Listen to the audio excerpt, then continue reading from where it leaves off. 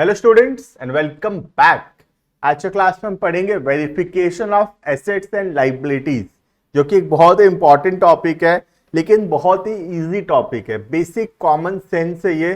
Book में देखोगे इतना ज्यादा बड़ा टॉपिक लगेगा, लेकिन देखेंगे तो कुछ नहीं है, एकदम कुछ बेसिक पॉइंट्स है और हर एक जितना भी पॉइंट इसके अंदर है सब में वही वही चीज जो है यहाँ पे रिपीट हो रखा है। हमारा भी नोट्स देखोगे तो रफली 15-20 पेज का नोट्स तुमको मिलेगा, लेकिन एक कॉन्सेप्ट अगर समझोगे कि कैसे इसको लिखते हैं एग्जाम में, तो कुछ नहीं है। ये कुछ बेसिक चीजें समझनी है और बार बार वही चीज रिपीट हो रहा है for each and every asset and for each and every liabilities. बात समझ में आ रहा है? सबसे पहला वेरिफिकेशन का मतलब होता है जब बुक्स ऑफ अकाउंट्स बन गया है तब ऑडिटर चेक करता है कि बुक्स ऑफ अकाउंट्स में, मतलब बैलेंस शीट में, जो एसेट्स, लाइबिलिटीज और जो कैपिटल लिखा हुआ है वो सब करेक्ट है या फिर नहीं।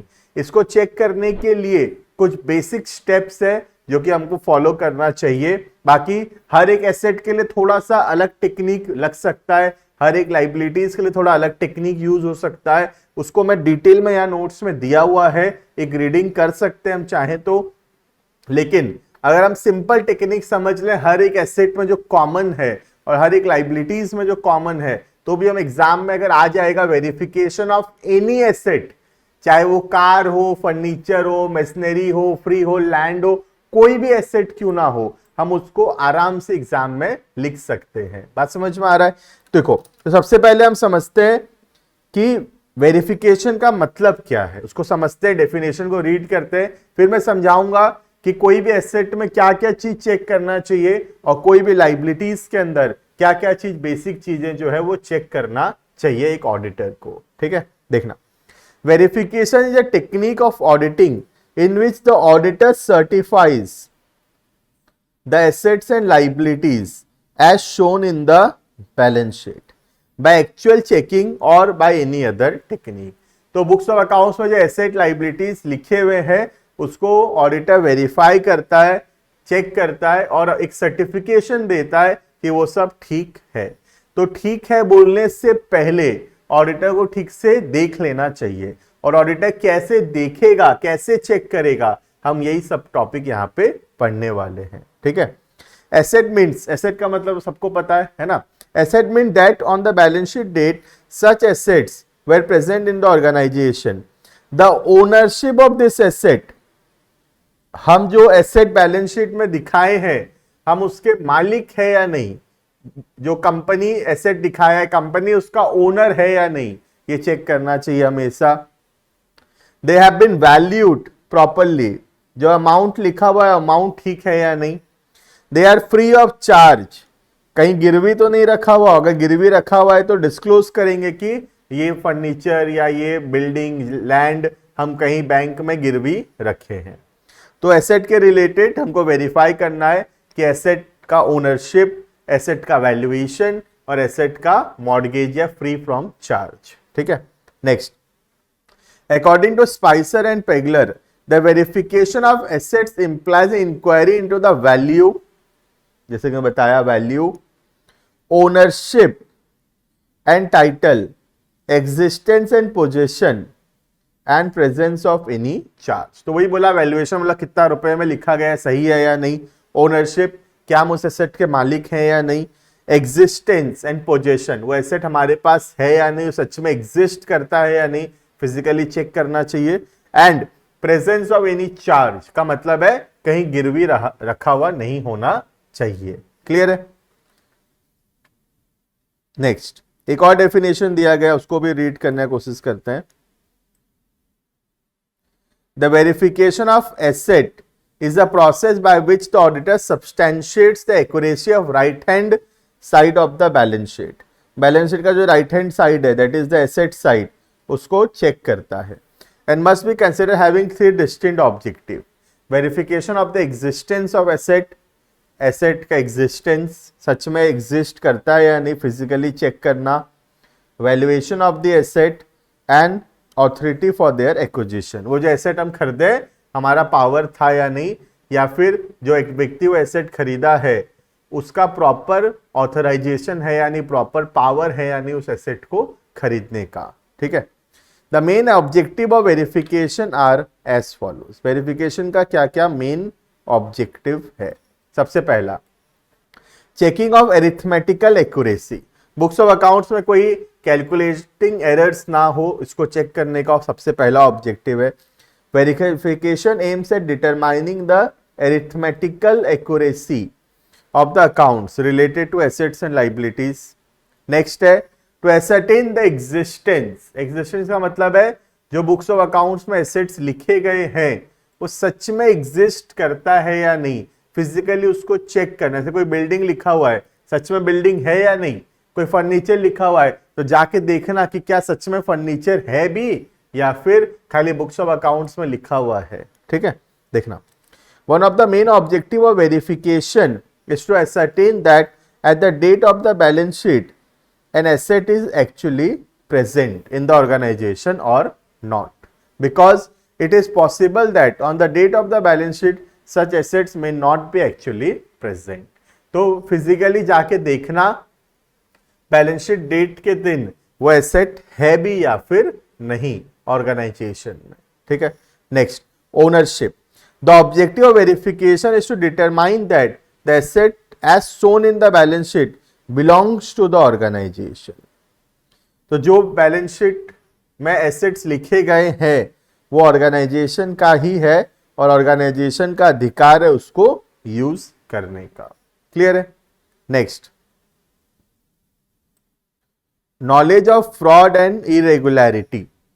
Verification is also essential to determine that no fraud और इरेगुलरिटी। कोई भी प्रकार का फ्रॉड या इरेगुलरिटी अगर है तो वो चेक हो पाएगा related to assets and liabilities, ठीक है। Next, proper valuation. जितना रुपए में लिखा गया है बैलेंस शीट के अंदर, क्या सच में उसका उतना वैल्यू है, क्या उतना रुपए का है वो एसेट, इस बात को चेक करना, ठीक है। Verification is also necessary to determine whether the assets and liabilities have been correctly valued as per the principles of bookkeeping and accounting or not, and the valuation technique is the same as that of the previous year. तो जो पुराने year में valuation का technique था वही technique है या नहीं और ठीक से उसका वैल्यू है, रिकॉर्ड हुआ है या फिर नहीं, ठीक है। True and fair view. ये तो हर एक ऑडिटर का काम है एक ओपिनियन देना कि बुक्स ऑफ अकाउंट्स एक ट्रू एंड फेयर व्यू दिखाता है या फिर नहीं कंपनी के अफेयर्स का। The objective of valuation is to certify that the balance sheet gives a true and fair view of the financial position. The auditor has to clearly state in his report that the balance sheet gives a true and fair view of the financial position of the business, and this can be determined only with the help of verification. तो हमको एक opinion देना है कि books of accounts true and fair view दिखाता है कि नहीं कंपनी के पोजीशन का, और वो तभी हम दे पाएंगे जब हम वेरिफिकेशन ठीक से करेंगे। Clear? Last, real position of assets and liabilities. Verification is also used to find out whether the assets are true of any charge और mortgage and not all assets and liabilities have been disclosed in the balance sheet. तो ये बात check करना कि assets गिरवी तो नहीं रखा गया कहीं पे, और जितने भी एसेट्स लाइबिलिटीज हैं सब दिखाए गए हैं या नहीं बैलेंस शीट के अंदर, and no assets and liabilities have been concealed. कोई भी एसेट लाइबिलिटी छुपाया नहीं गया है, ठीक है। In this way the assets and liability not belonging to the organisation और not included in the balance sheet.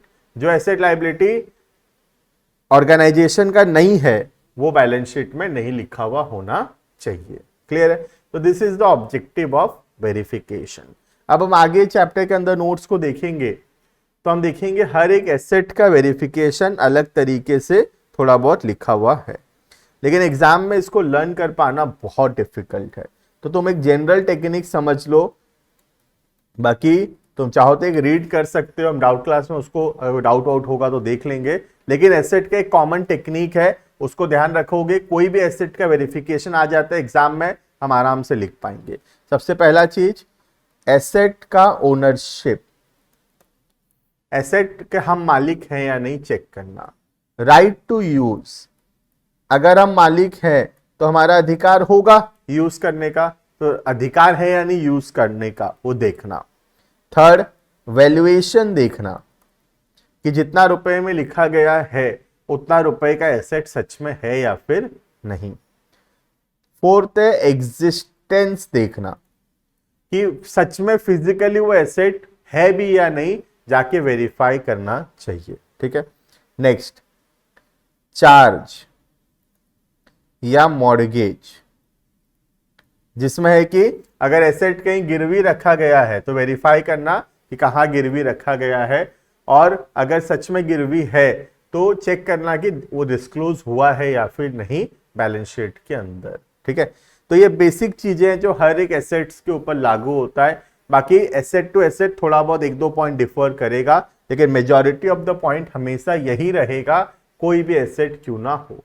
तो एग्जाम में कोई भी एसेट आता है, ये बेसिक पॉइंट हम लिख सकते हैं, बाकी एक दो पॉइंट अपने मन से थोड़ा सा बना के हम इजीली लिख पाएंगे। एक रीडिंग अगर हम किए रहेंगे एसेट से रिलेटेड तो हम एक दो पॉइंट अपने मन से आराम से बना सकते हैं। ठीक है। सिमिलरली लाइबिलिटीज का, लाइबिलिटी में वैल्यू चेक करना, कितना रुपए में लाइबिलिटी शो किया गया है, अगर कोई आउटस्टैंडिंग इंटरेस्ट है इस पे लाइबिलिटी के ऊपर तो उसको वेरीफाई करना।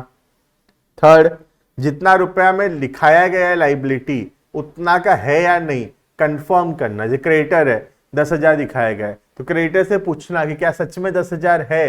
अगर बैंक लोन 5 लाख का है तो सच में देखना बैंक लोन स्टेटमेंट, क्या सच में बैंक लोन 5 लाख का है भी या नहीं, इसको देखना। फोर्थ है, अगर कोई लोन वोन है तो क्या एसेट गिरवी रखा गया है, चार्ज क्रिएटेड है या नहीं, कौन सा एसेट्स मॉर्गेज है, ये बात को चेक करना। टाइमली हम पेमेंट कर रहे हैं या नहीं अपने लाइबिलिटीज का, सारा लाइबिलिटी शो हुआ है या नहीं, या कोई लाइबिलिटी छूट तो नहीं गया, ये सब वेरीफाई करना जरूरी है इन केस ऑफ लाइबिलिटीज। बात समझ में आ रहा है। लाइबिलिटीज के तो कम है क्योंकि creditor, bills payable, bank loan, outstanding expense, ऐसे 3-4 लाइबिलिटी ही है। मेजॉरिटी ऑफ जो टॉपिक है वो एसेट से रिलेटेड है, बहुत सारे टाइप ऑफ एसेट्स हो सकते हैं।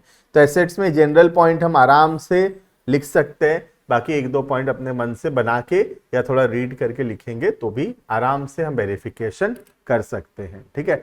वेरिफिकेशन को बहुत ज्यादा डिटेल में नहीं पढ़ना चाहिए क्योंकि सब में जनरल पॉइंट्स है। इतना सारा वेरिफिकेशन ऑफ एसेट बुक में दिया हुआ है, रफली 20-25 तो एसेट का वेरिफिकेशन का टेक्निक दिया हुआ है, जो कि मेरे हिसाब से इम्पॉसिबल है कि कोई बच्चा लर्न करके चल जाएगा और जाके एग्जाम में एग्जैक्टली लिख के आ जाएगा। वो इम्पॉसिबल है। अगर पॉसिबल होता तो मैं जरूर बोलता कि उसको पढ़ो और उसको करो। इवन सीए इंटर में भी है वेरिफिकेशन, कोई भी बच्चा वेरिफिकेशन पढ़ता नहीं है, कभी भी टेक्निक पढ़ता है, ये सब कॉमन पॉइंट्स जानता है, वो एक दो पॉइंट अपने मन से बनाता है कैसे चेक करना चाहिए। कॉमन सेंस है, कोई भी चीज कैसे चेक करना चाहिए उसका एक दो पॉइंट हम आराम से बना सकते हैं, और ये सारे पॉइंट्स को देखकर हम इजीली वेरिफिकेशन ऑफ एसेट जो है एग्जाम में लिख सकते हैं। हर एक एसेट का इन डिटेल लर्न करना बिल्कुल भी जरूरी नहीं है। क्लियर है? तो this is all about verification of assets and liabilities. इसके बाद एक छोटा सा टॉपिक दिया है, वाउचिंग और वेरिफिकेशन का डिफरेंस। एग्जाम में डिफरेंसेस आ सकते हैं, ऊपर भी कुछ डिफरेंसेस थे जो नोट्स में रहता है। डिफरेंसेस हम क्लास में नहीं लिखते क्योंकि हम वेरिफिकेशन पढ़ लिए, वाउचिंग पढ़ लिए, दोनों का डिफरेंस हम आराम से रीड आउट कर सकते हैं। तो इंटरनल कंट्रोल, इंटरनल चेक के बीच में डिफरेंस, इंटरनल ऑडिट के बीच में डिफरेंस, वाउचिंग वेरिफिकेशन के बीच में डिफरेंस, ये सब कुछ मैं नोट्स में प्रोवाइड कर रखा हूँ, और ये सब एग्जाम में कभी कभार आ जाता है, तो डिफरेंस बिटवीन भी हमको जरूर से थोड़ा लर्न कर लेना चाहिए। क्लियर है? तो this is all about verification of assets and liabilities. मिलते हैं आने वाली क्लासेस में, अभी के लिए इतना। Thank you and bye bye.